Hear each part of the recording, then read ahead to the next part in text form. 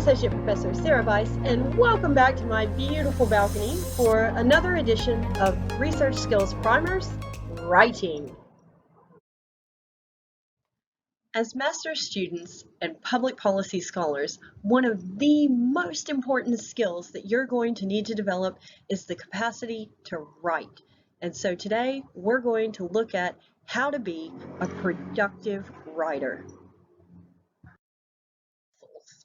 So one of my writing teachers, he always used to say, writing is a muscle and you have to use it. You've got to practice if you want to keep it in shape.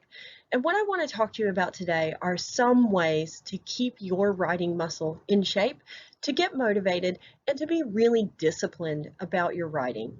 So the first thing is asking you for a commitment. And whether it's writing for this particular class or any other class, it's really important that you're practicing writing at least 10 minutes a day.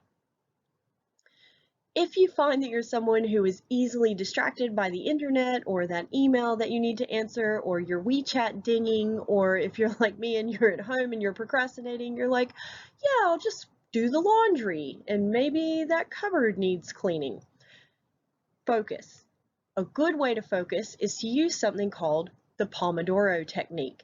And that's Pomodoro as in Italian for tomato.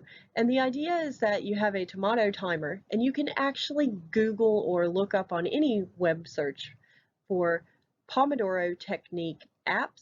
So get yourself an app, set your Pomodoro timer for a number of minutes when all you are going to do is focus and write. I recommend that you start out with 5 to 7 minutes of focus. The timer will then go off. The Pomodoro technique will give you a short break. The timer will then ding again, and you start your focus over. And you do that in a set cycle for up to an hour and a half at a time. So start with 5 to 7 minutes of focus, followed by a 2 to 3 minute break, and eventually see if you can work up to a 25-minute focus period, followed by a 5-minute break. The Pomodoro technique is really terrific as well if you want to run your own shut up and write group. It's something that I've used with friends and colleagues, and it really, really helps. So get yourself a Pomodoro app today. You can also use, if you need ways to motivate yourself, a word count or page technique. So a couple of these that I really like are the Nifty 350. Instead of sitting down and kind of going, oh my God, what am I going to do? Just say to yourself, you know what? I am going to write 350 words. So the Nifty 350 is a quick way to get yourself started. Or if you're feeling super motivated and you really want to get stuff done, try the Furious 500. For both of these, set yourself a time limit and aim to get that word count pumped out in that short or long amount of time. Finally, if you are totally stuck, you can try free writing. So free writing is where you set yourself an amount of time, usually 7 to 10 minutes, and often you're going to want to do this in handwriting. So get your pen out, really free up your brain. Get a blank piece of paper, okay? So actually give yourself a chance to be creative. And for that set period of time, 7 to 10 minutes, you write whatever comes into your mind. Don't try to edit yourself. Don't try to censor. Just allow for a stream of consciousness writing. And this is a really great way just to get yourself going. It's a technique that you can use at the beginning of your writing time or at the beginning of each day in your 10 minutes of writing per day, just to get in the habit of practicing. And I promise you, it feels kind of weird at first, like, why am I writing this stream of consciousness stuff when I'm supposed to be producing an academic essay? But it will make a huge difference to your productivity with your writing. And that goes to my next point, which is that writing is a discipline. It's not just something that we do at the end of our research process where we're trying to kind of just chuck everything together so we can turn in an assessment. There is a discipline to writing. And so in an effort to motivate you and to give you a sense of what other very successful writers have done with their time, here are a few examples of the discipline of successful writers. So I'd like to start with Henry Miller. Henry Miller is a very famous American playwright, and this is his 1932 to 33 writing schedule. So your writing schedule doesn't have to be a contemporary thing, it just needs to be disciplined. What he would do, he was a real planner. So Henry Miller would have a section of a play in hand, and he would have that planned out scrupulously. For yourselves, with a research essay, maybe you set out a document with the structure and the main parts of an essay. That might be as broad as introduction, literature review, analytical framework or theory, method, findings, discussion, conclusion. But he had a plan, and he would work on one section at a time, and he would write to finish it. So he was really into the Furious 500 and wanted to make sure that he finished sections. He divided up his day into afternoons and evenings. In the afternoon, he would be totally focused and he would follow his writing plan. In the evenings, he would see friends or he would read in cafes. The other thing that he did to boost his creativity and also to get some exercise was to explore unfamiliar sections of whatever city that he was in on foot if it was raining or by bicycle if it was dry. Kurt Vonnegut, who's also another famous American fiction novelist. Many of you would know Slaughterhouse-Five, that's often assigned reading in high school. He also was extremely disciplined, and here he talks about a period in the 1950s when he had a special writing scholarship, and so he was able to write on a daily basis. And his schedule was, I awake at 5:30, I work until 8, I eat breakfast at home, then I work until 10. Then I walk a few blocks into town, I do some errands, I go to the nearby municipal swimming pool, which I have all to myself, that's so luxurious, and I swim for half an hour. Then I return home at 11:45, read the mail, eat lunch at noon, and in the afternoon he would then do more writing. The key here is that he had a clear pathway for his day and that he had set out his time. And he also found that for him it was really helpful to mix bursts of writing with other activities. So it's really great if you can set aside writing time, but also allow that space for yourself just to think. A lot of writers, their best ideas, including academic writers, come when they're out on a walk or maybe in the shower or maybe going for a run or maybe doing some activity that has nothing to do with writing. So it's about finding that balance between having writing time and having space for you just to think. And that's space not on the internet, despite where we are together right now. Another successful writer whose work I love, both his fiction and nonfiction work, is Japanese author Haruki Murakami. If you know Murakami's work, he's extraordinarily creative. He is also a really keen long distance runner, and he's run a large number of marathons. And what he says is, when I'm in writing mode for a novel, I'll get up at 4 a.m. and I work for 5 or 6 hours, and then in the afternoon I run for 10 kilometers or I swim for 1,500 meters. This guy is really fit. Or I do both, as you do. Then I read a bit and I listen to some music. I go to bed at 9 p.m. I keep to this routine every day without variation. The repetition itself becomes the important thing. It's a form of mesmerism. I mesmerize myself to reach a deeper state of mind.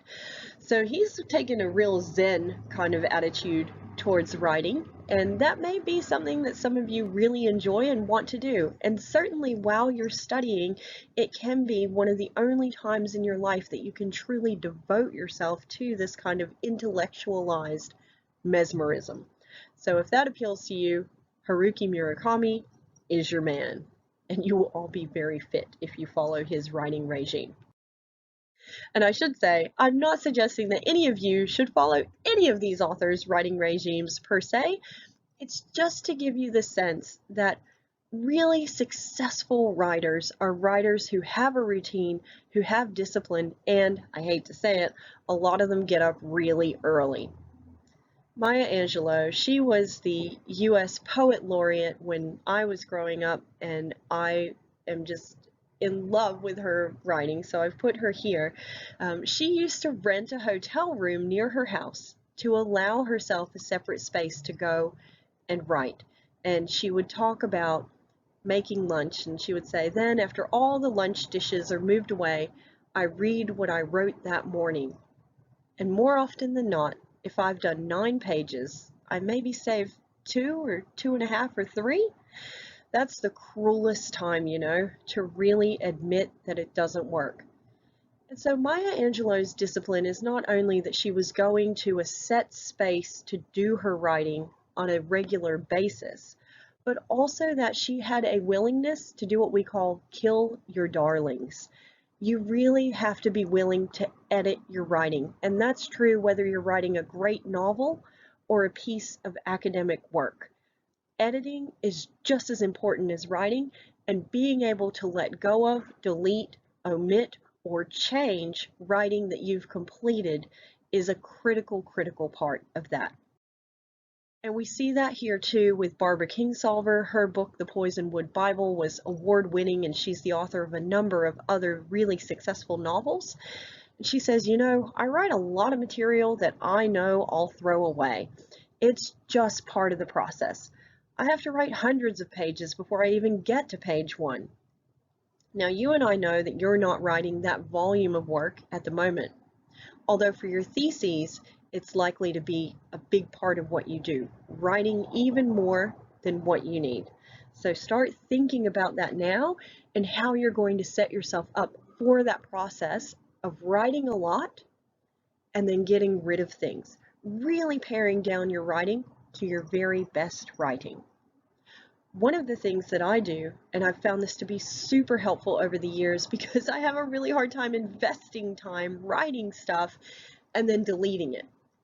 I love cut and pasting ideas into a separate document, and when I save that document, I call it stuff I might use later.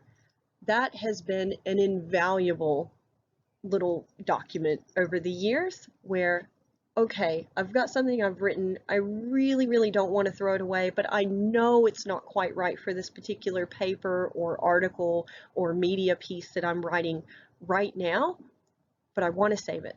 So I create a separate document and I say stuff I might use later, and I paste it there, and I tell you what, 7 times out of 10, I probably do use it later, or I'll go back to it and have a look and see what was I thinking. So successful writers, they have a routine, they write a lot, and this is true for academic writers as well, but they are also willing to get rid of some of that writing or set it to one side and really edit their writing. So in summary, what are some habits of successful writers, both academic and non-academic, that we can identify? The first is they write often. They are disciplined about their writing time, they write regularly, and they exercise their writing muscles. They are disciplined. So whether you're learning to play an instrument or learning to write or studying some sport that you want to be the best at, we know that the people who are most successful are those who are most disciplined. And that means they commit to managing their time. So you may, if you use an Outlook diary, you may want to set aside blocks in that diary that are your writing time and protect that. There are many other things you could do and fill your time with, but you need to have some time where you're just writing, and this will be absolutely critical when it comes to completing your thesis successfully and on time. But that doesn't mean that writing is the only thing that you should do. So you've noted probably in this talk I've suggested maybe you would work up to focused writing for 25 minutes at a time with breaks in between for a period of up to, say, an hour and a half at one time. Writing is something that really needs an opportunity to marinate on your thinking, to take a walk, to do some exercise. So make space for rest, exercise, seeing your friends, talking on WeChat, whatever, but to allow those thoughts to marinate and to allow that creativity to develop.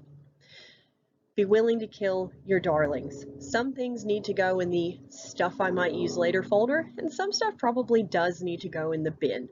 But the most important thing is that you recognize that that is part of the normal writing process and you're willing to kill your darlings. And that's my last point. You've got to be your own strictest editor. Am I writing an active voice? Would a person unfamiliar with this subject understand what I'm saying?